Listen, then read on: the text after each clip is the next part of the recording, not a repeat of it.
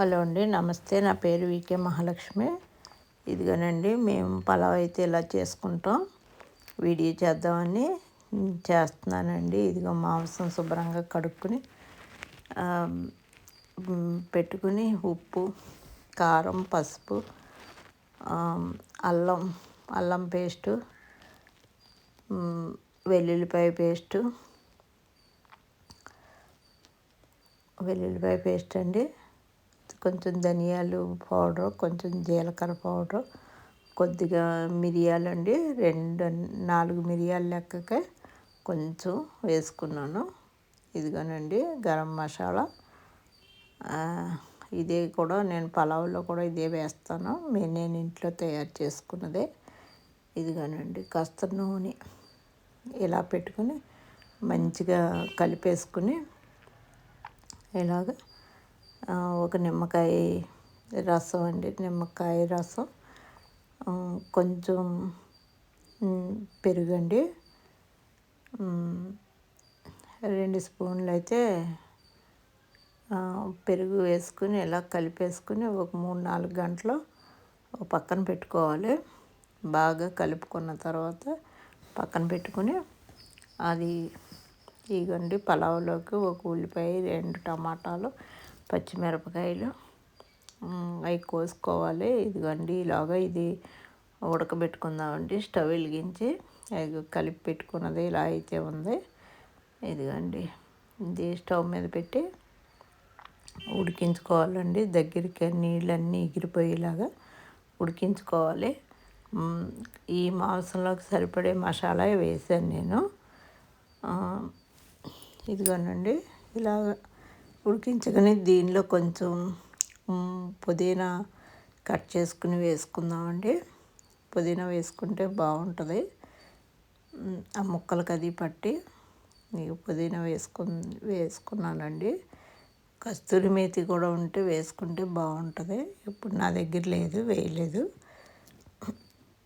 ఇదిగోండి ఇలా ఉడికించుకొని ఇలాగ పలావ్కి రెడీ చేసుకుందామండి. ఉడికింది అయితే ఇలా ఉంది. ఇదిగోండి ముక్కల్లాగా. ఇదిగో పుదీనా కోసుకుందామండి.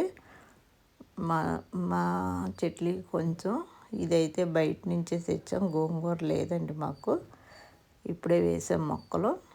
4 గోంగూర ఆకులు కూడా వేద్దామని నేను వేరే గోంగూర పచ్చడికని తెప్పించుకున్నాను.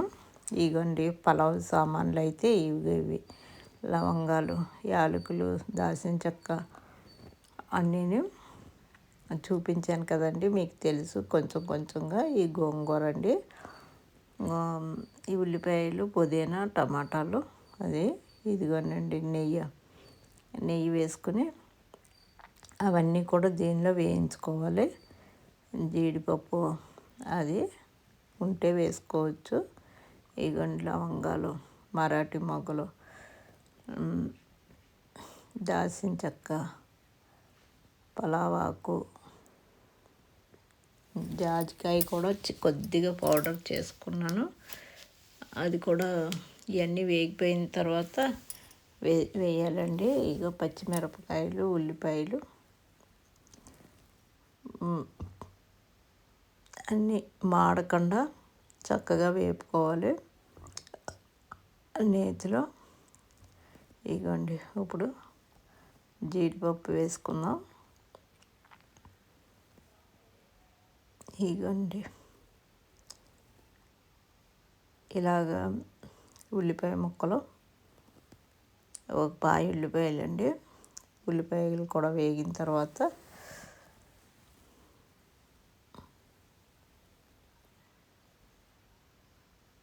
ఎవరికైనా నచ్చితే చేసుకుంటారని చెప్పి మేమైతే ఇలా చేసుకుంటామని చూపించడం కోసం వీడియో చేస్తున్నానండి.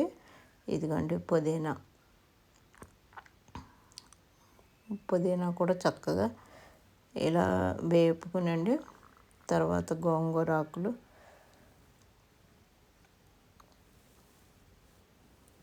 అల్లం వెల్లుల్లి పేస్టు, ఈ బియ్యానికి తగ్గట్టుగా కొంచెం కొంచెం అల్లం వెల్లుల్లి పేస్ట్ కూడా వేసానండి.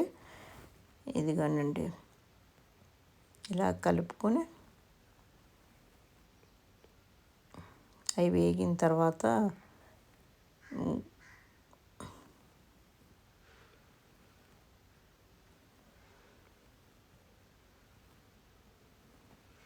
గోంగూర ఆకులు కూడా వేసుకొని ఎంత మంచిగా వేగాక టమాటాలు కూడా వేసుకోవాలండి. ఈ మంచిగా వేగిన తర్వాత టమాటాలు కూడా వేసుకుని ఇగంటే గ్లాస్తో 2 గ్లాసులు బియ్యం వేసాను. 4 గ్లాసులు నీళ్లు పక్కన వేడి చేసుకున్నాను. 3:30 వేసుకుంటారు కానీ మేము కొంచెం మెత్తగానే తింటామండి. మరీ పలుకుల్లా ఉంటే తొందరగా అరగదని చెప్పి ఇదిగోండి అలా నీళ్లు పోసేసి అవన్నీ కలిపి అందులో వేసి నీళ్లు పోసి రైస్ కుక్కర్లో పెట్టేస్తాను నేను. అది చక్కగా అయిపోతుందండి. ఇదిగోనండి మేము చేసుకునే పలావ్ అనండి ఏదైనా మేము ఇలా చేసుకుంటాం. మాంసం దానిలోనే కలిపేసి వేసేసుకుంటాం. ఇదిగోండి ఇంట్లో ఆడుకున్న మసాలా ఆ బియ్యానికి తగ్గట్టుగా వేసుకుని తగినంత ఉప్పు వేసుకుని ఇంకా రైస్ కుక్కర్ మూత పెట్టేస్తే దానికి అదే అయిపోతుందండి. మీకు ఎవరికైనా నచ్చితే ఇలా కూడా చేసుకోవచ్చు. ఇది ఇంట్లో కొబ్బరి పొడి అండి. కొబ్బరి పొడి కూడా కొంచెం వేసుకోవచ్చు. ఇదిగోనండి ఇంతేనండి. ఇలాగా చేసి మూత పెట్టేసుకోవడమే. మాకైతే ఇది నచ్చుతుంది. ఈ టేస్టు పుదీనా అది వేసింది. ఇదిగో మీకు ఎవరికైనా నచ్చితే చేసుకుంటారని. మీకు మొరుంగా ఉండాలంటే కొంచెం తక్కువ నీళ్ళు వేసుకోవచ్చు. ఇదిగోనండి ఇలా అయితే ఉంటుంది.